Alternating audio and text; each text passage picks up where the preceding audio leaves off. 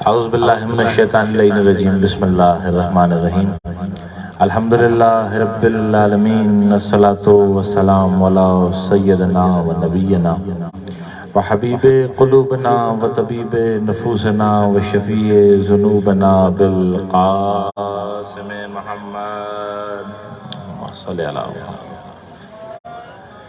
ثم الصلاة والسلام علی ابن امہ و وسیعہ و وزیرہ و خلیفتہ و صاحب اللواء و صاحب منبرہ الذی قال صلونی صلونی قبل ان تفقدونی علی ابن ابی طالب صلی اللہ علیہ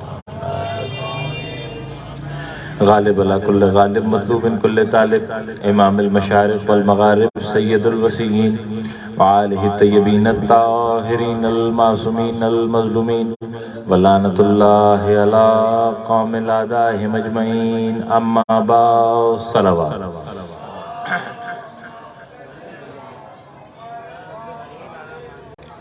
تحقیق ارشاد خداوندی ہو رہا ہے کہ اے میرے حبیب ان سے کہہ دو ہم اجر رسالت کچھ اور نہیں چاہتے مگر یہ کہ ہمارے قرابت داروں سے مودت رکھی جائے ہم دین کا صلہ تمہاری رسالتوں کی اجرت کچھ اور نہیں چاہتے مگر یہ کہ ہمارے اہل بیت سے مودت رکھی جائے زیادہ دیر زحمت آپ کو نہیں دینی ماتم کے لیے آپ کو آمادہ کرنا ہے چند فکر فضائل کے ذیل میں تاکہ حق ادا ہو جائے منبر کا خدا کہہ رہا ہے ابھی بتا دو انہیں کہ جس دین کے ماننے والے ہیں جس دین کا کلمہ پڑھنے والے ہیں جو نمازیں پڑھنے والے ہیں یہ انہیں مفت میں نہیں ملیں گی ہم نے اس کی قیمت رکھی ہے اور قیمت ہے ہمارے قرابت داروں سے محبت جو قیمت ادا کرے اسے حق ہے کہ مال کو استعمال کرے جو قیمت نہیں دیتا وہ مال کو استعمال کرنے کا حق ہی نہیں رکھتا بھئی بڑا سادہ سا فلسفہ ہے قیمت کا بڑے بڑوں کے سمجھنے والی بات نہیں آپ اپنے گھر کا مشاہدہ کیجئے ایک چھوٹا سا بچہ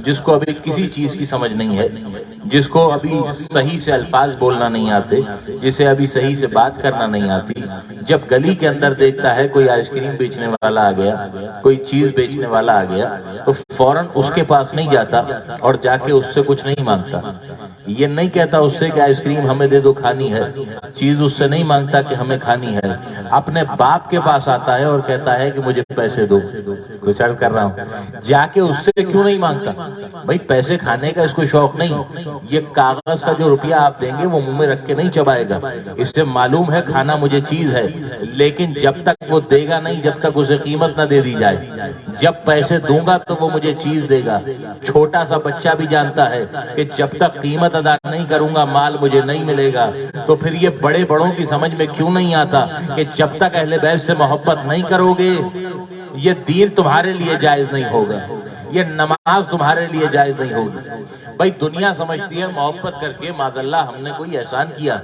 ہم اہل بیت پر کوئی احسان کر رہے ہیں نہیں ہمارے محبت کرنے سے ان کا بڑھتا کچھ نہیں اور ہم محبت نہ کریں ان کا گھٹتا کچھ نہیں وہ جیسے تھے ویسے ہی رہیں گے محبت کرتے ہیں اپنے لیے کیونکہ محبت کا قانون یہ ہے قیمت کا قانون یہ ہے کہ جب تک ادا نہ کر دی جائے چیز آپ کے لیے جائز نہیں ہوتی بھئی میں نے ایک مکان بنوایا سارا مکان ٹھیکے پہ بنوایا جب گھر تعمیر ہو گیا تو جس نے بنایا تھا میرے پاس آیا کہا گھر تیار کر دیا جیسا آپ نے کہا تھا اب لائیے ہمیں اس گھر کی قیمت دیجئے اب آپ بتائیے جب تک قیمت ادا نہ کر دوں کیا وہ گھر میرے لیے جائز ہے سب کہیں گے نہیں ہے جائز اگر گھر میں جا کے نماز پڑھوں گا وہ نماز بھی جائز نہیں گھر میں جا کے عبادت کروں گا وہ عبادت بھی جائز نہیں کیونکہ جس نے بنایا ہے اس کی قیمت ہی ادا نہیں کی اس کا مطلب میں اسے قیمت دے کر اس پر کوئی احسان نہیں کروں گا اپنے لیے گھر کو جائز بناؤں گا اپنے لیے چیز کو لیگل بناؤں گا یہیں سے اس فلسفی کو بھی سمجھیے ہم نے اہل بیت سے محبت کر کے ان پہ کوئی احسان نہیں کیا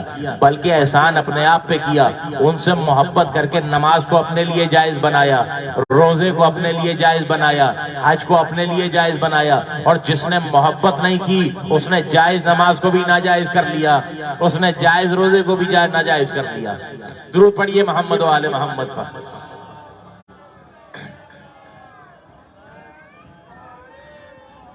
کہ حبیب انہیں کہہ دیجئے کہ ہم کچھ اور نہیں چاہتے، صرف ان سے محبت چاہتے ہیں۔ اچھا صلہ مانگنے والا کچھ بھی مانگ سکتا تھا، ساری زندگی اسی کی دین ہے، جو سانسیں لیتے ہیں یہ بھی اسی کی نعمت، جو پانی پیتے ہیں یہ بھی اسی کی نعمت۔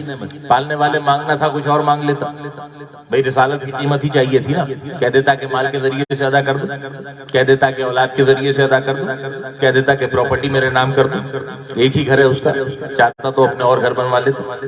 اس نے گھر نہیں مانگے، اس نے اولاد نہیں مانگی، اس نے مال نہیں مانگا۔ میں نے کہا پالنے والے دیا سب کچھ تو نے، مانگنے پہ آیا تو محبت مانگی، انسان کا مال کیوں نہیں مانگا، انسان کی جان کیوں نہیں مانگی، انسان کی اولاد کیوں نہیں مانگی؟ کہا دیکھو محبت کے لیے مانگا ہے میں نے، مگر قانون عجیب بنایا، اگر میں مال قیمت کے طور پہ مانگتا تو دنیا میں سارے مالدار نہیں، کسی کو ہم نے محل دیا ہے تو کوئی جھوپڑی میں بھی رہتا ہے، کوئی گاڑی میں سفر کرتا ہے تو کوئی پیدل بھی چلتا ہے، مال سب کو ایک جیسا نہیں دیا۔ اگر مال مانگتا تو جس کے پاس پیسہ ہے وہ تو ادا کر دیتا، جو غریب تھا وہ کہتا پالنے والے دیا ہی نہیں تھا تو پھر ادا کہاں سے کرتا؟ میں نے کہا پالنے والے اولاد مانگ لیتا، کہ اولاد کا معاملہ بھی یہی، ہر ایک کو میں نے اولاد دی نہیں، کچھ ایسے ہیں جنہیں صاحب اولاد بنایا، کچھ ہیں جو اولاد سے محروم ہے، کسی کو امتحان لینے کے لیے اولاد سے محروم رکھا، کسی کو اس لیے اولاد سے محروم رکھا تاکہ گہوارہ علی اصغر تک آ جائے اور آ کے سمجھے کہ اولاد کہاں سے ملتی ہے۔ ہم نے اولاد سب کو ایک جیسی نہیں دی، اگر اولاد مانگتے تو جو صاحب اولاد ہے وہ دے دیتا، جس کے پاس نہیں ہے وہ رہ جاتا، کہتا پالنے والے دی ہی نہیں تھی تو ادا کہاں سے کریں؟ ہم نے اجر رسالت کے طور پہ نہ مال مانگا، نہ تم سے تمہاری اولاد مانگی، بلکہ وہ مانگا جو سب کو ایک جیسا دیا تھا۔ امیر بھی محبت کرنا جانتا ہے، غریب بھی محبت کرنا جانتا ہے، صاحب اولاد بھی محبت کرنا جانتا ہے، بغیر اولاد والا بھی محبت کرنا جانتا ہے، اس لیے وہ مانگا جو سب کو ایک جیسا دیا تھا تاکہ قیمت بھی سب ایک جیسی ادا کریں اور کوئی ان دروازے سے محبت کرنے سے دور نہ رہ جائے۔ درود پڑھیے محمد و آل محمد پر۔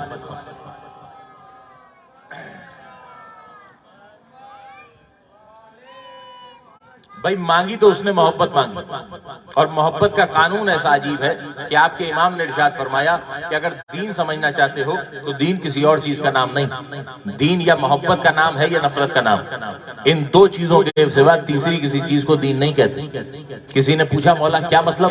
کہ دین صرف محبت اور نفرت، اس کے سوا کچھ اور اس نے دین بنایا ہی نہیں۔ کہ تھوڑا فلسفہ سمجھائیے، کہ سنو دین کیا ہے؟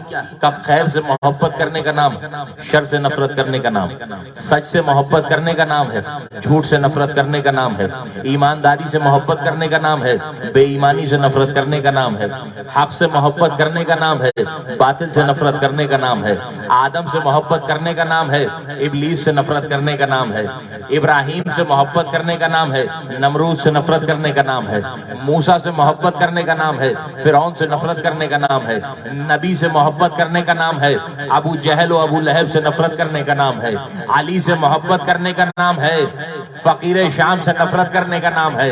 بھائی جملہ عرض کروں، حسین سے محبت کرنے کا نام ہے، یزید سے نفرت کرنے کا نام ہے، اس کے سوا خدا نے دین کسی اور کو نہیں بنائی۔ امام نے کہا لیجئے دین کتنا آسان ہو گیا، محبت کرنے کا فلسفہ سیکھ لیجئے، نفرت کرنے کا فلسفہ سیکھ لیجئے، دین آپ کی سمجھ میں آ جائے گا۔ مگر یہاں بیٹھے بچوں کے لیے سوال عرض کروں، جب دنیا کو بتائیں گے آپ کہ دین محبت اور نفرت کا نام، تو وہ آپ سے سوال ضرور پوچھیں گے کہ جو کچھ آپ نے بتایا یہ ہے دین کا اصول، آدم سے محبت، ابلیس سے نفرت، ابراہیم سے محبت، نمرود سے نفرت، مگر دین میں صرف اصول نہیں، دین کے اندر فروحات بھی شامل ہیں، دین میں ساری عبادتیں بھی آتی ہیں، نماز بھی دین کا حصہ ہے، روزہ بھی دین کا حصہ ہے، حج بھی دین کا حصہ ہے، زکوٰۃ بھی دین کا حصہ ہے۔ اب بتائیے نماز میں محبت کہاں ہے، روزے میں محبت کہاں ہے، حج میں محبت کہاں ہے، زکوٰۃ میں محبت کہاں ہے؟ بھئی ہر چیز محبت ہی تو ہے۔ جب امام کہہ دے کہ محبت اور نفرت کے سوا کچھ نہیں ہے تو پھر ہمیں اختیار نہیں ہے کہ اعتراض کریں، بس سوچ کے دائرے کو وسیع کر کے دیکھنا۔ اب آپ مجھے بتائیے محبت کہاں کسے جاتا ہے؟ یہ جو آج کل کے نوجوان جانتے ہیں کہ محبت اسے کہا جاتا ہے، جو شاعر اپنی شاعری میں بیان کرتا ہے محبت اس کو کہا جاتا ہے، جہاں بیان ہوتا ہے کہ محبت آگ ہے، شعلہ ہے، چنگاری ہے، قلب کو جلا رہی ہے۔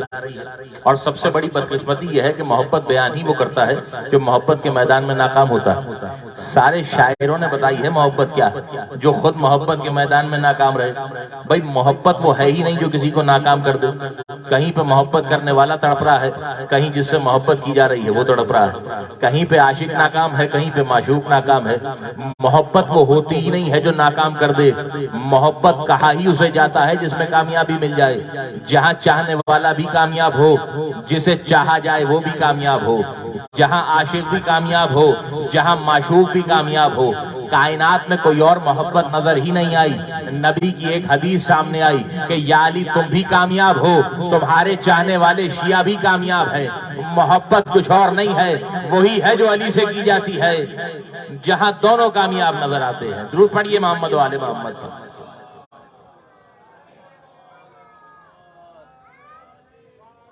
تو محبت وہ نہیں ہے جو کسی کو ناکام کر دے. تو پھر تعریف جانیے محبت کسے کہا جاتا ہے. تو عرفا نے لکھا, علم کلام کے ماہرین نے لکھا کہ محبت کسی اور چیز کا نام نہیں, کسی کے قرب کی چاہت تو محبت کہا جاتا ہے. اگر کسی سے محبت کرنی ہے, کسی سے محبت ہے, تو ہم چاہیں گے کہ اس کے قریب ہو جائیں. سادہ سی مثال آپ کے سامنے, بچے اسکول جاتے ہیں کلاس میں پڑھنے کے لیے. جب داخل ہوتے ہیں کلاس کے اندر تو بہت سی جگہ خالی ہوتی ہے, مگر ہر ایک کے برابر میں جا کے نہیں بیٹھتے. جا کے برابر میں اسی کے بیٹھتے ہیں جو اچھا لگتا ہے, جو ہمارا دوست ہوتا ہے, جس سے ہمیں محبت ہوتی ہے. اس کا مطلب جس کے قرب کی چاہت ہو اسی کو محبت کہا جاتا ہے. کسی کے قریب ہونے کا نام محبت ہے. آپ سمجھیے کہ نماز میں محبت کہاں ہے, روزے میں محبت کہاں ہے. کسی کے قرب کی چاہت کو محبت کہا جاتا ہے. اب مصلی نماز پہ آئے, ابھی نماز شروع نہیں ہوئی تھی, ہم نے نیت کے لیے ہاتھ بلند کیے. نیت کیا کہہ کے مانی؟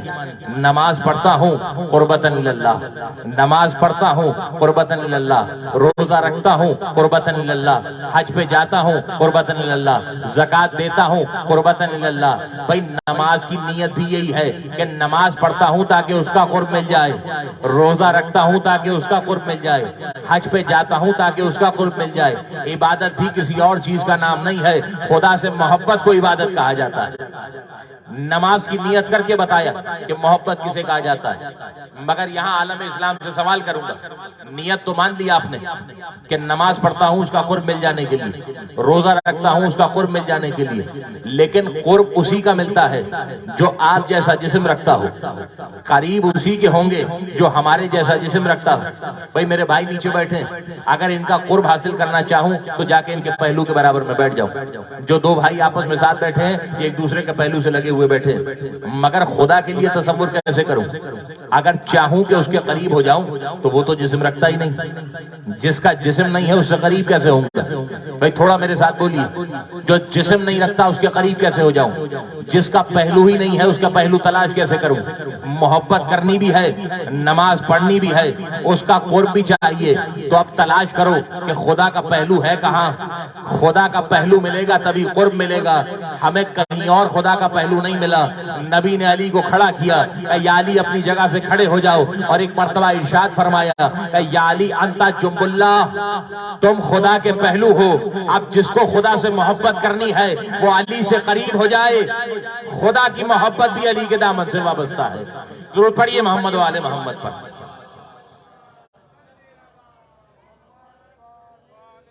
نماز بھی علی سے محبت, روزہ بھی علی سے محبت. جس کو علی سے محبت ہے وہ خدا سے محبت کرتا, اور جس کو علی نہیں ملا اسے خدا مل ہی نہیں سکتا.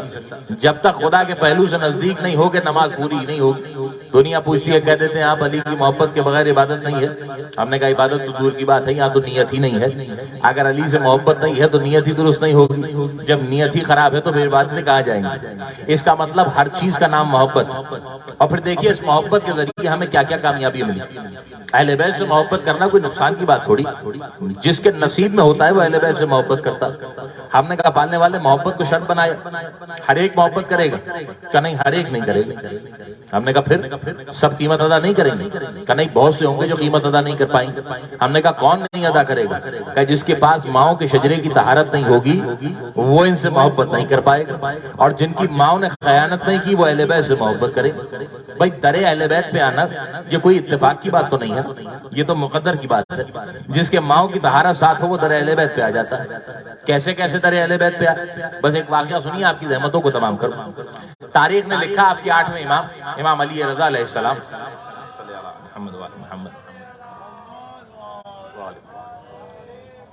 ان کے پاس ایک شخص آیا جو مفلسی کا شکار تھا. 3 دن سے گھر میں فاقے کا عالم تھا, بچوں کے پاس کھانے کے لیے روٹیاں نہیں تھی. کوئی اسباب نہیں تھے، نوکری کا کوئی آسرا نہیں تھا. مولا کے پاس آ کے کہنے لگا کہ مولا میں نے سنا ہے کہ آپ غریبوں کی داد رسی کرتے ہیں، غریبوں کی داد رسی کرتے ہیں، جو مسکین ہوتا ہے اس کی مدد کرتے ہیں، اگر کوئی بھوکا ہو تو آپ کے دروازے سے خالی ہاتھ نہیں جاتا.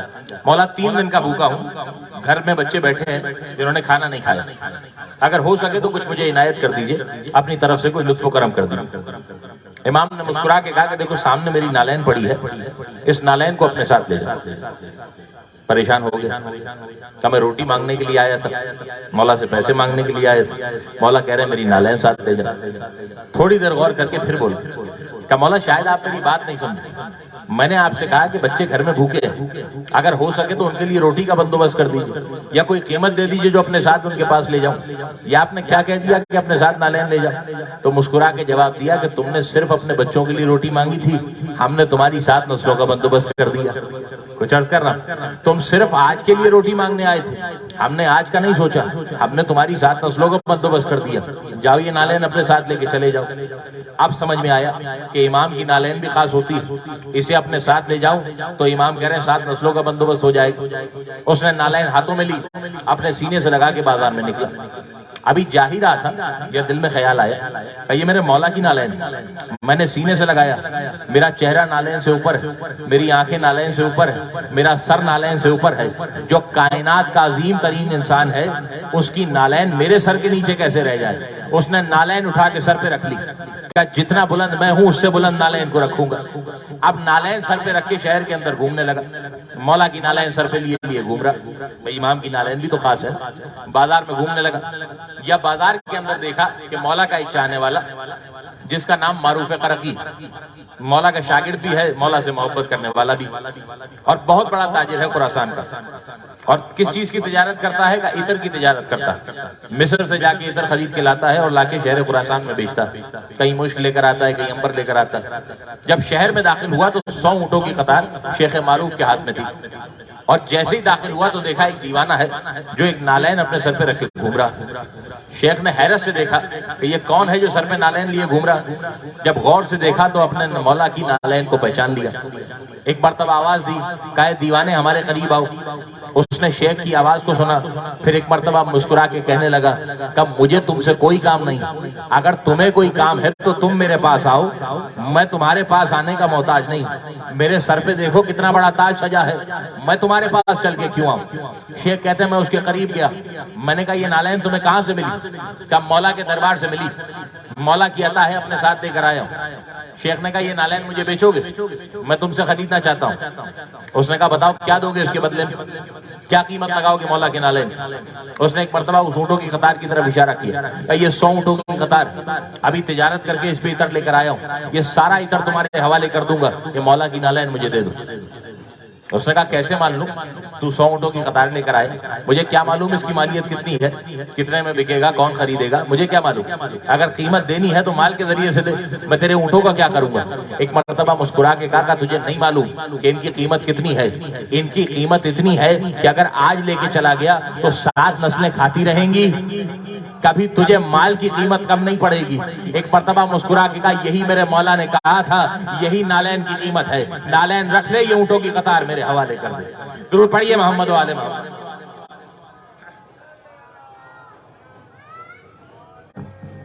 کہ میرے مولا نے یہی کہا تھا کہ یہ نالین 7 نسلوں کی ضمانت، جائے یہ نالین لے جائے، اونٹوں کی قطار مجھے دے دے. شیخ نے مولا کی نالین کو لیا کہ لے کے دربار میں آئے. لانے کے بعد مولا کی قدموں میں پھر نالین کو رکھ دیا. امام نے کہا یہ نالین کہاں سے لے کر آ گئے؟ کہا مولا میں نے دیکھا دربار میں ایک دیوانہ، بازار میں ایک دیوانہ آپ کی نالین لے کے گھوم رہا تھا، یہ نالین میں اس سے لے کر آ گئے. کہ شیخ نالین کیسے لے کر آ گئے؟ کہ میں نے قیمت دی ہے، قیمت دینے کے بعد لے کر آیا.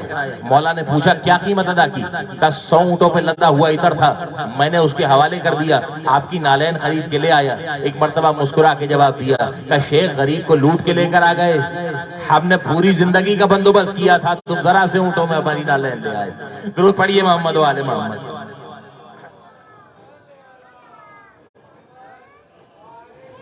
کہ ہم نے تو اس کی نسلوں کا بندوبست کر دیا، تم ذرا سے اونٹ میں خرید کے لے کر آ گئے.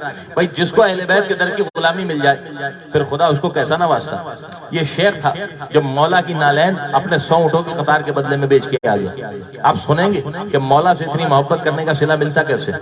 تاریخ نے لکھا خراسان کا ایک بہت بڑا تاجر تھا جو زمین پہ تجارت کے قافلے لے کے جاتا تھا، مگر قصیر العیال تھا، بہت ساری اولاد تھی اس کی، اور دل میں سوچتا تھا کہ اب تجارت سے ویسا منافع نہیں ہوتا کہ گھر کا کاروبار اچھا چل جائے۔ بھئی آج کل کے دور میں بھی 3-4 راستے ہیں تجارت کے، کوئی روڈ کے ذریعے سے تجارت کرتا ہے، کوئی سمندری راستے سے کرتا ہے، اور کسی کے پاس بہت مال ہو، پیسہ ہو، تاجر ہو بڑا، تو وہ ہوائی جہاز کے ذریعے سے اپنی تجارت کرتا ہے۔ اس دور میں تجارت کے 2 ہی راستے تھے، یا زمین پہ اونٹوں کے ذریعے سے تجارت ہوتی تھی یا سمندر میں کشتی کے ذریعے سے تجارت ہوتی تھی۔ ایک دن سوچنے لگا کہ اب ویسا منافع زمینی تجارت میں نہیں رہا جیسے پہلے ہوتا تھا، اب تھوڑا تجارت کا انداز بدلا جائے، زمینی راستے کو چھوڑ کر سمندری راستے سے تجارت کی جائے، اس میں وقت بھی کم لگتا ہے، منافع بھی زیادہ ہوتا۔ مگر پریشان اس بات سے تھا کہ وہ آج کل کا دور نہیں تھا، آپ کے پاس تو لوہے کے بڑے بڑے بنے ہوئے جہاز ہیں، کروز شپ ہیں جو لے کے چلی جاتی ہیں تجارت کا سامان، اس وقت لکڑی کی معمولی سی کشتیاں ہوتی تھیں۔ دل میں خیال تھا کہ اگر میں کشتی لے کے چلا گیا اور رستے میں کہیں طوفان آ گیا تو میرے طوفان سے کشتی ٹکرا جائے گی اور ساری کشتی ہے جو تہس نہس ہو جائے گی، کہیں ایسا نہ ہو کہ زیادہ منافع کمانے کے چکر میں میں اس منافع کمانے سے بھی محروم ہو جاؤں اور میرے بچے یتیم ہو جائیں۔ ابھی یہ بات سوچ ہی رہا تھا یا دل میں خیال آیا کہ مجھے پریشان ہونے کی ضرورت کیا، میں تو اس امام کے دور میں جی رہا ہوں کہ جس کا لقب ہی امام ضامن ہے، جو لوگوں کی ضمانت لینے والا ہے، جو ہرنی کی ضمانت لے لے تو ہرنی واپس آ جاتی۔ میں پریشان نہیں ہوں گا، جا کے مولا سے کہوں گا کہ مولا میری زندگی کی ضمانت لے لیجئے، امام مجھے ایک تعویذ لکھ کے دے دیں گے، اگر امام نے تعویذ دے دیا پھر زندگی کی ضمانت امام کا کام۔ اگلے دن امام کے دروازے پہ آ گیا، جب پہنچا دیکھا امام سفر پہ گئے، دروازے پہ وہی مولا کا چاہنے والا کھڑا ہے جس کا نام شیخ معروف۔ اس نے ایک مرتبہ دیکھ کے پوچھا کیوں آئے ہو؟ کہا مولا سے ملاقات کرنی۔ کہا امام تو سفر پہ گئے، 3-4 دن کے بعد لوٹیں گے۔ کہا کوئی کام ضروری تھا؟ کہا کام بڑا ضروری، مجھے آج سفر پہ نکلنا ہے، کشتی میں بیٹھ کے تجارت کے لیے جانا ہے، مگر امام سے ملنے کے لیے آئے تھے۔ کہا کیوں ملنا تھا امام سے؟ اس نے سارا ماجرا بیان کیا کہ رستے میں خطرہ ہے، میں چاہتا ہوں کہ امام سے ایک تعویذ لکھوا لوں تاکہ زندگی کی ضمانت بن جائے۔ مسکرا کے کہا اتنے سے کام کے لیے تو میرے مولا کو زحمت دینے کے لیے آ گئے، اگر تعویذ چاہیے تو اس میں امام سے ملنے کی ضرورت کیا ہے؟ لاؤ ہم تمہیں تعویذ لکھ کے دے دیتے ہیں، تعویذ اپنے ساتھ لے جانا، خدا تمہیں محفوظ رکھے گا۔ ایک مرتبہ سوچنے لگا کہ مولا سے ملنے کے لیے آیا ہوں، تعویذ اپنے مولا سے چاہیے، مولا کا شاگرد کہہ رہا میرے ہاتھ کا لکھا ہوا لے جا۔ پہلے سوچنے لگا پتہ نہیں کام کرے گا یا نہیں کرے گا، لیکن کیا کرتا مرتا غریب نہیں تھے مولا، کہنے لگا لاؤ تم ہی تعویذ لکھ کے لے آؤ۔ شیخ اندر گئے، کاغذ پہ ایک تحریر لکھی، لانے کے بعد اس کے ہاتھ میں رکھ دی۔ کہا اگر راستے میں کہیں طوفان آ جائے، کسی طوفان سے کشتی ٹکرا جائے تو اس تعویذ کو سمندر کے حوالے کر دینا، خدا تمہیں آفتوں سے محفوظ رکھے گا۔ اس نے تعویذ اٹھا کے جیب میں رکھ لی، مگر دل میں اطمینان نہیں تھا کہ یہ تعویذ کام کرے گا یا نہیں کرے گا۔ سارے راستے یہی سوچ رہا تھا کہیں ایسا نہ ہو کہ اس کے تعویذ کے چکر میں مارا جاؤں، مولا کا انتظار کر لیتا تو بہتر ہوتا، مگر چلا گیا، کیا کرے، سفر پہ تو جانا۔ سامان باندھا، کشتی لے کے سفر پہ نکلا، ابھی بیچ سمندر میں پہنچا تھا یہ اس نے دیکھا کہ ہواؤں کا رخ بدلنا شروع ہوا، آسمان پہ بادل آنا شروع ہوئے، بجلی چمکنا شروع ہوئی، دیکھتے ہی دیکھتے لہروں کے اندر طغیانی بڑھنے لگی، طوفان تھا جو آ کے کشتی سے ٹکرانے لگا۔ اب دل اور ڈرنے لگا، کاش مولا سے مل لیا ہوتا، اگر وہ تعویذ دیتے تو طوفان کے آنے کی نوبت ہی نہ آتی، مجھے تعویذ ڈالنے کی ضرورت ہی نہ پڑتی۔ مگر جب دیکھا طوفان بہت بڑھ گیا تو اب سوچا کیا کروں، تعویذ کو سمندر میں ڈالنا تو ہے، مگر سوچا پہلے پڑھ کے دیکھ لوں کہ مولا کے شاگرد نے لکھا کیا ہے، کون سی قرآن کی آیت لکھی ہے، امام کا کون سا قول لکھا ہے، تاکہ دل کو اطمینان ہو جائے کہ طوفان ٹلے گا یا نہیں ٹلے گا۔ اب جو تعویذ کو کھول کے دیکھا تو غصے سے آگ ببولا ہو گیا، کیونکہ شیخ نے نہ کوئی قرآن کی آیت لکھی تھی، نہ امام کا کوئی قول لکھا تھا، تعویذ پہ فقط اتنا لکھا تھا میرے سر کا واسطہ ہے اس کی جان کو بخش دے۔ کچھ عرض کر رہا ہوں، نہ قرآن کی آیت تھی نہ امام کا قول تھا، بس اتنا لکھا تھا میرے سر کا واسطہ ہے اس کی جان کو بخش دے۔ اب ایک مرتبہ سوچنے لگا کہ یہ میرے ساتھ کیا مذاق کر دیا شیخ نے، اس کے سر کے واسطے سے سیلاب کیسے ٹلے گا، اس کے سر کے واسطے سے طوفان کہاں جائے گا، آج مارا جاؤں گا بچے یتیم ہو جائیں گے۔ غصے کے عالم میں تعویذ تو ڈالا دریا میں، دونوں ہاتھ خدا کی بارگاہ میں اٹھا لیے، پالنے والے مولا کے شاگرد نے میرے ساتھ مذاق کر دیا، مگر تو جانتا ہے میرے بچے یتیم ہو جائیں گے، اگر چاہتا ہے تو میری جان کو بخش دے تاکہ بچے یتیم ہونے سے بچ جائیں۔ بس ابھی تعویذ سمندر میں گیا ہی تھا، یا اس نے دیکھا موجوں نے اپنے دامن کو سمیٹنا شروع کیا، مگر یہ سمجھا کہ یہ کام تعویذ کا نہیں، یہ تو میری دعاؤں کا اثر، ورنہ تعویذ کے چکر میں رہتا تو مر جاتا۔ دل میں بڑی اس نے بغض پال لیا، تب مولا کے پاس جاؤں گا تو جا کے شکایت ضرور کروں گا کہ تمہارے شاگرد نے میرے ساتھ اچھا نہیں کیا۔ جہاں سفر پہ جا رہا تھا گیا، بڑا منافع ہوا، جب واپس آیا تو ابھی گھر میں نہیں رکا تھا، فوراً مولا کی دربار میں آئے تاکہ جا کے مولا سے شکایت کرے۔ دیکھا مولا ممبر پہ موجود، آنے کے بعد کہا مولا میں آپ سے شکایت لے کر آیا ہوں۔ کہا کس کی شکایت لائے؟ کہا شیخ معروف کی شکایت لائے ہوں۔ امام نے کہا ابھی تو دربار میں ہے ہی نہیں، جب تک سامنے نہیں آئے گا میں اس کی شکایت کیسے سنوں؟ تھوڑی دیر انتظار کرو، جب وہ آ جائے تو اس کے سامنے بیان کرنا ماجرا کیا۔ تھوڑی دیر میں شیخ مسجد میں آ گئے، مولا نے کہا بیان کرو کیا معاملہ۔ اس نے کہا مولا میں آپ سے تعویذ لکھوانے کے لیے آیا تھا، آپ شہر میں تھے نہیں، آپ کے شاگرد نے مجھے تعویذ لکھ کے دے دیا کہ یہ اپنے ساتھ لے جانا، خدا آفتوں سے محفوظ رکھے گا۔ تو امام نے کہا پھر تیری شکایت کیا ہے؟ کہا مولا شکایت یہ لے کر آیا ہوں کہ آپ کے بدلے اس نے تعویذ لکھ کے دے دیا، یہ کون ہوتا ہے تعویذ لکھنے والا؟ امام نے کہا شیخ یہ کیا کہہ رہا ہے؟ کہا مولا اس نے اپنی بات کا جواب خود ہی دے دیا، یہ کہہ رہا ہے آپ سے تعویذ لکھوانے کے لیے آیا تھا، بدلے میں تعویذ میں نے لکھ کے دے دیا۔ اگر زندہ آپ کے سامنے کھڑا ہے اس کا مطلب میرے تعویذ نے کام کر دیا، میرے تعویذ نے اس کی جان کو بچا لیا۔ ایک مرتبہ غصے کے عالم میں کہنے لگا کہ مولا شکایت اس بات کی نہیں کہ اس نے آپ کے بدلے میں تعویذ دے دیا، شکایت تو یہ لے کر آیا ہوں کہ نہ اس نے قرآن کی کوئی آیت لکھی، نہ آپ کا کوئی قول لکھا، نہ آپ کا نام لکھا، بلکہ اپنے سر کا واسطہ دے دیا کہ میرے سر کا واسطہ ہے اس کی جان کو بخش دے۔ مولا آپ کی جان کا واسطہ دیتا تو سمجھ میں آتا، اس نے اپنے سر کا واسطہ دیا۔ اسے کیسے معلوم تھا کہ اس کے سر کے واسطے سے سیلاب ٹل جائے گا، اس کے سر کے واسطے سے میری جان بچ جائے گی؟ امام نے کہا شیخ جواب دو، یہ کیا کہہ رہا ہے؟ تمہیں اپنے سر پہ اتنا بھروسہ کیسے تھا؟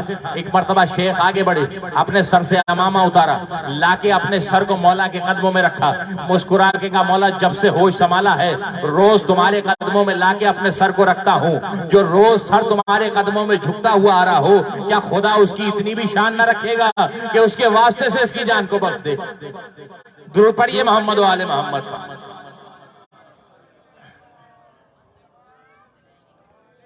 جو ساری زندگی تمہارے قدموں میں جھکتا رہا، کیا اس سر کی اتنی شان بھی نہ ہوگی کہ اس کے واسطے سے خدا سیلاب کو بخش دے؟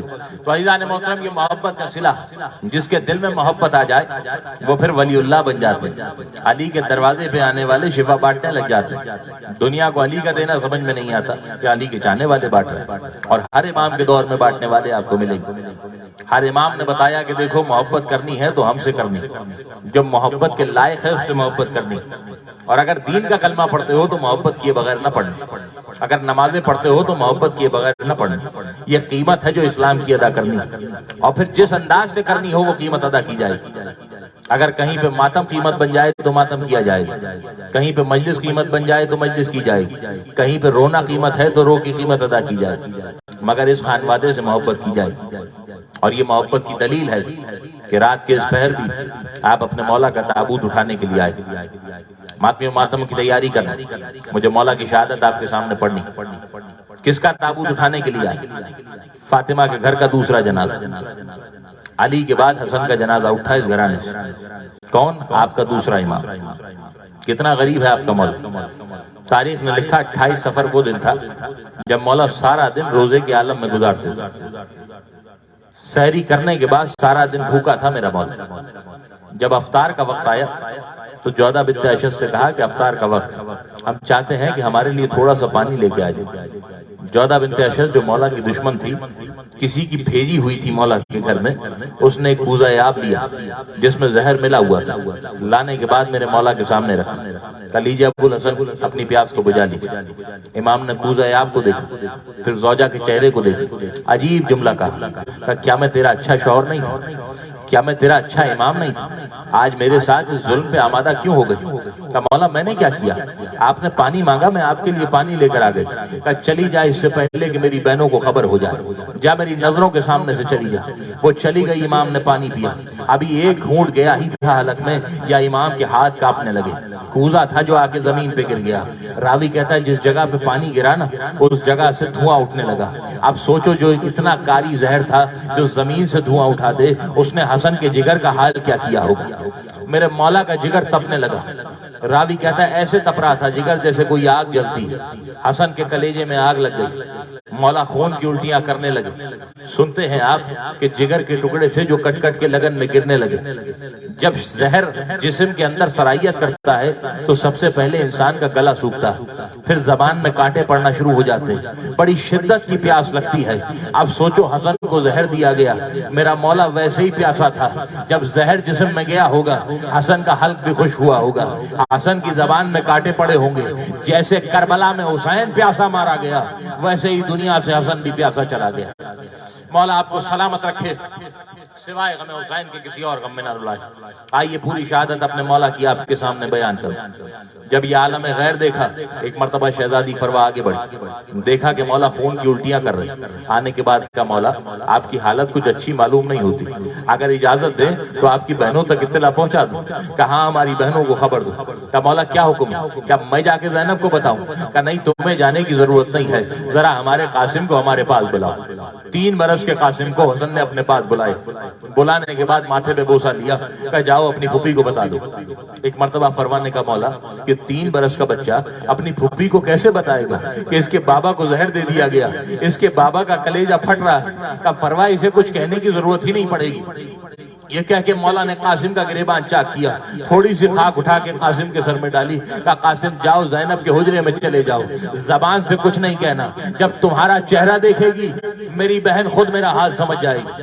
ہر ہونے والوں 3 برس کا قاسم چلا، ابھی جانے لگا تھا یہ حسن کی پھر آواز آئی، کہا قاسم ٹھہرو۔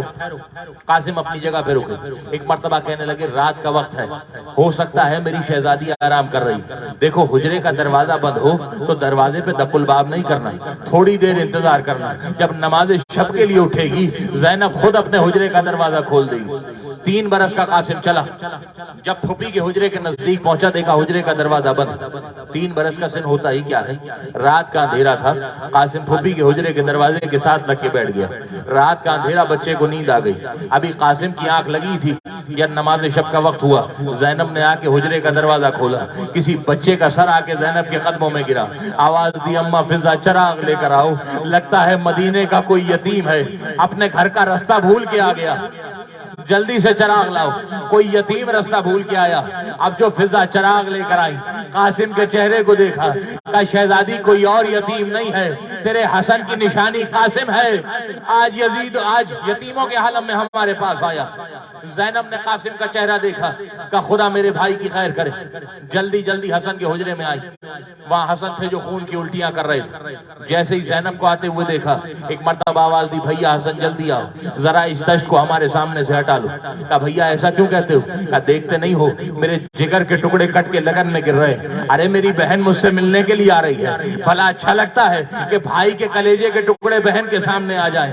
میں کہوں مولا سلام تیری عظمت پر، تجھے یہ بھی گوارا نہیں تھا کہ جگر کے ٹکڑے بہن اپنی آنکھوں کے سامنے دیکھے؟ مولا میرے ساتھ کربلا چلیے، 70 قدم کا فاصلہ تھا، حسین کی گردن پہ چھری چل رہی تھی، زینب اپنی آنکھوں سے سارے منظر دیکھ رہی تھی۔ مولا آپ کو سلامت رکھے، سوائے غم حسین کے کسی اور غم میں نہ رلائے۔ ہر ہونے والوں بہن سے ملنے کے لیے بھائی آئی، مولا نے ہر ایک سے وصیتیں کرنا شروع کی۔ جب سب کو وصیتیں کر چکے نا تو آخر میں اپنے بھیا حسین کو بلائے، کہا حسین آخری وصیت تمہارے نام، سنو گے کیا وصیت کی؟ آنے کے بعد کہا حسین میں تم سے کوئی اور وصیت نہیں کرتا، مگر میرا قاسم مجھے بڑا عزیز، میں نے اپنی جان سے زیادہ میرے قاسم کو پیار کیا۔ حسین میں یہ تو نہیں کہتا کہ جب بھی علی اکبر کے لیے نئی پوشاک سلواؤ تو میرے قاسم کے لیے بھی نئی پوشاک سلوانا، ہاں اتنا ضرور کہوں گا جو پوشاک علی اکبر کے چھوٹی ہو جائے وہ پوشاک میرے قاسم کو پہنا دیا کرنا۔ یہاں رونے والوں حسن دنیا سے چلے گئے، سنیں گے حسین نے کیسے وصیت کو نبھایا۔ عرب میں موٹا کپڑا پہننا باعث فضیلت سمجھا جاتا ہے، جو پتلا کپڑا پہنتا ہے اسے غریب سمجھتے ہیں لوگ۔ ایک دن مدینے کے کچھ لوگ میرے مولا کے پاس آئے اور آنے کے بعد بڑے ادب سے کہنے لگے مولا حسن کے جانے کے بعد ہم نے بڑا عجیب منظر دیکھا، جب بھی قاسم کوئی لباس پہنتے ہیں تو بڑے باریک سے کپڑے کا لباس ہوتا ہے، جب علی اکبر کوئی لباس پہنتا ہے تو موٹے کپڑے کا لباس ہوتا ہے۔ مولا کیا اس کی یہ وجہ ہے کہ قاسم کا باپ زندہ نہیں، آپ اس کو باریک لباس پہناتے ہیں، علی اکبر کو ہمیشہ موٹا کپڑا پہناتے ہیں؟ حسین کی آنکھوں میں آنسو آ گئے، کہا آنے والوں تم نے انصاف نہیں کیا، مجھے قاسم علی اکبر سے زیادہ پیارا ہے، مگر میں کیا کروں، میرے قاسم کا بدن اتنا نازک ہے کہ اگر موٹا کپڑا پہنے میرے قاسم کے بدن پہ چھالے چھالے پڑ جاتے ہیں. میں نے پڑھ دیا تم نے سن لیا. جس کا جسم اتنا نازک تھا کہ موٹا کپڑا برداشت نہ کر سکے وہی حسن کی نشانی قاسم تھا. دائیں طرف کے گھوڑے بائیں طرف دوڑے, بائیں طرف کے گھوڑے دائیں طرف دوڑے. قاسم اپنی زندگی میں پامال ہو گیا. تمہارے بارے میں آقا کا سلام قبول کرو. میرا سلام کربلا کے اس شہید پر جس کی داہنی پسلیاں باہنی پسلیوں میں, باہنی پسلیاں داہنی پسلیوں میں پیوست ہو گئی. قاسم اپنی زندگی میں پامال ہو گیا. مولا آپ کو سلامت رکھے. سوائے غم حسین کے کسی اور غم پر اللہ. ہارونے والوں مولا کو زہر مل گیا. میرا مولا دنیا سے چلا گیا. بھائیوں نے مل کے جنازہ تیار کیا. خدا کسی بھائی کو یہ منظر نہ دکھائے. سب نے مل کے حسن کا جنازہ تیار کیا. بھائیوں نے کاندھا دیا. وصیت تھی میرے مولا کی اگر ہو سکے تو نانا کے پہلو میں دفن کرنا. جنازہ گھر سے چلا. زینب نے جنازے کو رخصت کیا. مدینے کی جانب چلے. ابھی روضہ رسول کے پاس پہنچے تھے یا ایک لشکر نے آ کے رستہ روکا. کہا حسین نبی کے پہلو میں دفنانے کی اجازت نہیں ہے. ارے کتنی مظلومی تھی. جس کا نانا تھا اسے دفنانے کی اجازت نہ ملی. حسین ہم نہیں دفنانے دیں گے. کہا نہیں نانا کے پہلو میں دفنانا ہے. یا تاریخ نے لکھا ایک ملعونہ تھی جو خچر پہ سوار ہو کر آئی. اس نے ایک مرتبہ رومال لہرایا. اس طرف سے تیر چلنا شروع ہوئے. آگے تیر حسن کے جنازے پہ برسے. بس یہ منظر دیکھنا تھا. میرا مولا عباس گھر کی طرف دوڑا. گھر میں آنے کے بعد دیوار پہ لٹکی ہوئی تلوار کو اتارا. اب جو گھر سے باہر نکلا ایک مرتبہ زینب دروازے پہ آ گئی. اپنے دونوں ہاتھوں کو پھیلایا. کہا عباس میں نے بھائی کا جنازہ لے کے بھیجا تھا. یہ تلوار لینے کے لیے کیوں آئے ہو؟ زینب تمہیں تلوار لے جانے کی اجازت نہیں دے گی. ایک مرتبہ قدموں کو ہاتھ رکھ دیے. کہا شہزادی آج جانے دے, مجھے جانے سے نہ روکنا. ارے میرا بھیا میرا انتظار کر رہا ہے, مجھے اپنے حسن کے پاس جانا ہے. زینب نے کہا عباس اجازت نہیں دوں گی. ایک مرتبہ رو کے کہنے لگا شہزادی آج جانے دو, وعدہ کرتا ہوں کل جب بھی روکو گی عباس تمہارے اشارے پہ رک جائے گا. آج عباس کو تلوار لے جانے دو. عباس تلوار لے کے میدان میں آئے. حسین نے دیکھا عباس کے ہاتھوں میں تلوار ہے. ایک مرتبہ ہاتھ کے اشارے سے روکا. کہا عباس جنگ نہ کرنا, ہم جنگ کرنے کے لیے نہیں آئے, ہمیں بھائی کا لاشا دفنانا ہے. ارے کتنا مظلوم تھا عباس. جب بابا کا جنازہ اٹھا کسی نے تلوار نہ چلانے دی. بھائی کے جنازے پہ تیر پڑے کسی نے تلوار نہ چلانے دی. ارے سکینہ پیاسی ماری گئی, عباس کو تلوار چلانے کی اجازت نہ ملی. مولا آپ کو سلامت رکھے. سوائے غم حسین کے کسی اور غم میں نہ رلائے. ہارونے والوں بس آخری جملے. ابھی اپنے مولا کی تابوت کی زیارت کرنا. جب تیر لگے مولا کے جنازے پر حسین جنازے کو لے کے واپس گھر میں آئے. زینب نے بھائی کا جنازہ دیکھا. سارا سفید کفن تھا جو خون سے تر ہو چکا تھا. زینب نے ہاتھ سے تیر نکالنا شروع کیے. ایک مرتبہ آنکھوں میں آنسو آئے. اتنا شدید گریہ کیا کہ روتے روتے شہزادی غش کھا گئی. اما فضا آگے بڑھی. آنے کے بعد شانے کو ہلایا. کہا شہزادی تو نے اپنے بابا کا جنازہ بھی دیکھا, تو نے ماں زہرا کا جنازہ بھی دیکھا, مگر کبھی اس انداز سے گریہ نہیں کیا, کبھی روتے روتے تجھے غش نہیں آیا. شہزادی آج کیا وجہ ہوئی کہ تو روتے روتے غش کر گئی؟ رونے والوں سننا. ایک مرتبہ کہنے لگی اما فضا یاد کرو میرا نانا اکثر کہا کرتا تھا حسن میرا امیر بیٹا ہے, حسین میرا غریب بیٹا ہے. اما اپنے ایمان سے بتاؤ جس کے امیر بیٹے کا جنازہ اس حال میں آیا ہے اس کے غریب بیٹے کے جنازے کا عالم کیا ہوگا؟ ارے حسین کا جنازہ کس حال میں آئے گا؟ رونے والوں تابوت کی زیارت کرنا. اور یہ واحد جنازہ ہے جو 2 مرتبہ گھر سے نکلا. امت نے کیسا صلہ دیا محبت کا.